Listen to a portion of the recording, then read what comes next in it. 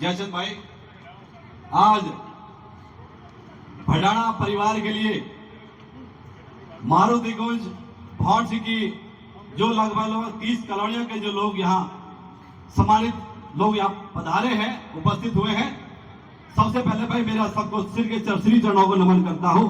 आप इतनी भारी संख्या में अपने भाई के लिए, अपने बेटे के लिए यहाँ इकट्ठे हुए। मंच पर बैठे हुए बहुजन समाज पार्टी और इंडियन नेशनल लोकदल के साझा संयुक्त उम्मीदवार भाई सुंदर भडाना जी और गांव के इस क्षेत्र के समस्त मौजीजान के श्री चरणों को नमन करता हूं। मेरी गायक मंडली और दूर दूर तक जहां तक भी मेरी आवाज पहुंच रही है, वे सबको सबसे पहले मेरा नमस्कार है, राम राम है। हमारे साथियों, आज इस चुनावी रण में जिस तरह से राजनीतिक पार्टियां खेल खेलती हैं, उस खेल में आज देखिए किस तरह से एक नया दौर आया है।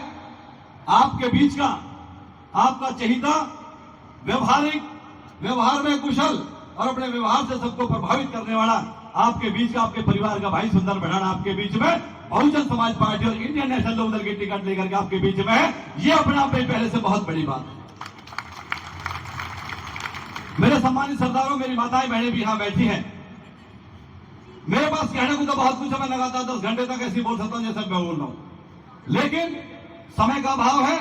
2 टूक शब्दों में ही बात रखना चाहूंगा। बाकी वक्त अभी सुंदर भडाना साहब भी, बलराज भाई भी बात करेंगे और आप जैसे सम्मानित साथी वो भी अपनी बात रखेंगे।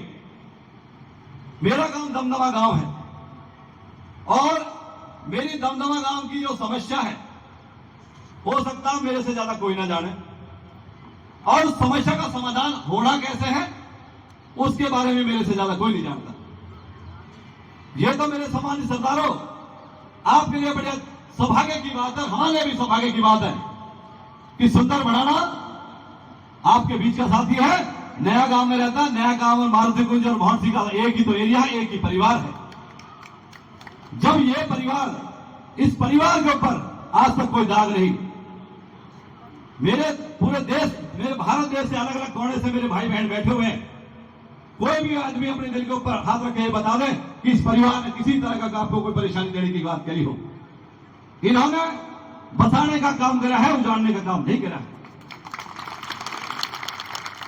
जब ये लोग, ये परिवार बगैर सत्ता में आसीन हुए इतने काम कर सकते हैं, तो जब सत्ता इनके हाथ में होगी साहब, तो कितने काम करेंगे इस बात का कोई अंदाजा हमारा नहीं लगा। जितने भी मानसिक जी मेरे बड़े बड़े वक्ताओं ने, मेरे से ज्यादा बड़े बुद्धिजीवियों ने अपनी बात रखी, भाई स्पेशल जो मुद्दा है मारुति कुंज भौंसी की इन कॉलोनियों का है, जहां पर पानी की बहुत बड़ी समस्या है, जहां पर बिजली की बहुत बड़ी समस्या है, जहां पर रोडों की गाड़ियों की बहुत बड़ी समस्या है। इस समस्या का समाधान, साथियों आप सभी पढ़े लिखे हैं, बुद्धिमान है, बुद्धिजीवी है, तार्किक है। सत्ता का सुख सबसे बड़ा सुख होता है जब आप सत्ता में होते हैं। आपका बीच का कोई सत्ता में हो तो सत्ता वाला, सत्ताधारी आदमी, सरकारें जहां भी हाथ रखते हैं वो चीज सरकार की हो जाती है। इसको तो आप मानते हो नहीं मानते हो। रही रजिस्ट्रियों की बात, चाहे कांग्रेस हो चाहे बीजेपी हो, पीछे पिछला कोई विधायक रहा, उससे पिछला रहा, उससे पिछला रहा हो, सभी ने अपनी जेब भरने का काम करा है। उन्होंने रजिस्ट्री के नाम पर पहले रजिस्ट्री के वर्कर्स के हिसाब से पैसा जमा कराया दो, उसके बाद तहसीलदार साहब से मिलो, मेरा नाम ले देना, आपकी रजिस्ट्री हो जाएगी। क्या ये लोकतंत्र है साहब? ये तो लोकतंत्र की सरेआम हत्या है और इस हत्या का जिम्मेदार हम सब है, आप भी है, मैं भी हूं। जब इस प्रथम पूजा बाबा साहब अम्बेडकर ने आपको इतना बड़ा ताकत का घोड़ा दिया है, और जो कह के मैं आपको ऐसा घोड़ा दे रहा हूं, अपनी इस बंदूक में ऐसे लगाना और अपनी दुश्मन की तरफ ताड़ देना, दुश्मन को नेस्त नाबूद न कर दे तो मेरा नाम बदल देना, पर मुझे बाबा साहब अम्बेडकर ने ये बात कहेंगे, यही थी। लेकिन जब चुनाव आता है, हम अपने भाई भतीजावाद, अपने हिंदू मुस्लिम अपने जातियों में बट करके अपने को वोट दे दो, कोई ना अपने को दे दी, खत्म बात, 5 साल फिर रोते रहो। साथियों, सुंदर भडाना जैसा कैंडिडेट, जितने भी कैंडिडेट खड़े हैं, अपने तर्क और अपने विवेक की तराजू में तोड़ के देखो किसमें वजन ज्यादा है, किसका व्यवहार सही है, कौन लोगों के बीच में जाता है, कौन कितने काम कर सकता है। बढ़ने के बाद आप किसके पास जा सकते हो, किसके पास नहीं जा सकते हो, बढ़ने के बाद कितनी गारंटी काम हो जाएगा तो नहीं होगा। जब तक आपके बीच से आपका भाई, आपका बेटा उस विधानसभा में नहीं बैठेगा ना, तब तक आपकी समस्याओं का कोई हल नहीं है। जब तक हमारे चुने हुए प्रतिनिधि उस विधानसभा में और संसद में नहीं बैठेंगे जहां पर नियम और कानून बनाए जाते हैं, तब तक किसी का कोई गुलाम रखवाड़ा नहीं है, कुछ भी होने वाला नहीं है। तो साथियों, मैं सीधे और स्पष्ट शब्दों में कहना चाहता हूं, इसलिए आज वो समय आपके हाथ में आ चुका है। भाई सुंदर भडाना को बहुजन समाज पार्टी आदरणीय बहन कुमारी मायावती जी ने और इंडियन नेशनल लोकदल चौधरी अभय सिंह चौटाला साहब ने, जिनकी कहनी और करनी में कोई अंतर नहीं है, चाहे चौटाला साहब परिवार ने जब राज किया हरियाणा के अंदर, उन्होंने जो वादे करे वो पूरे करें। चाहे आदरणीय बहन कुमारी मायावती जी ने उत्तर प्रदेश के अंदर जितना जो वादे करें वो पूरे करें। मेरे पास बताने को तो बहुत कुछ है, लेकिन संक्षेप में साहब यही कहना चाहूंगा, मौका है, मौके को समझ जाओ। लोहा गर्म है, इस पर चोट मार दो, इसका आकार बदल दो, अपने तरीके से अपनी सरकार बना लो, अपना मंत्री बना लो, अपना विधायक बना लो।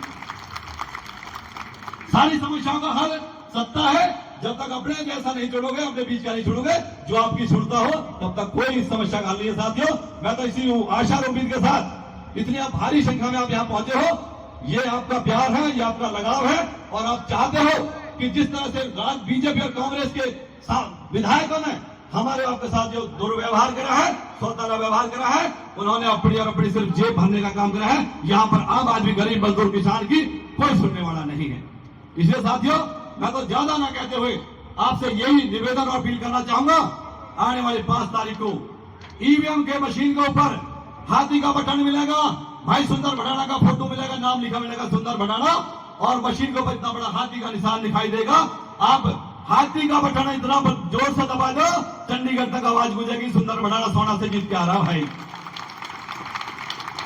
सुंदर भडाना ही जीतेगा, क्योंकि आपकी लहर है, संगठन की ताकत है, और आप जैसे बड़े बुजुर्ग नौजवान साथी और माताएं बहनें बैठी है, इन सबका सहयोग है। इन्हीं शब्दों के साथ आपका सर, आपने मेरी बात बड़ी ध्यान से सुनी, आप सबका बहुत बहुत धन्यवाद। जय भीम, जय भारत, राम राम साहब, हिंदुस्तान जिंदाबाद, संविधान जिंदाबाद। बहुत बहुत धन्यवाद।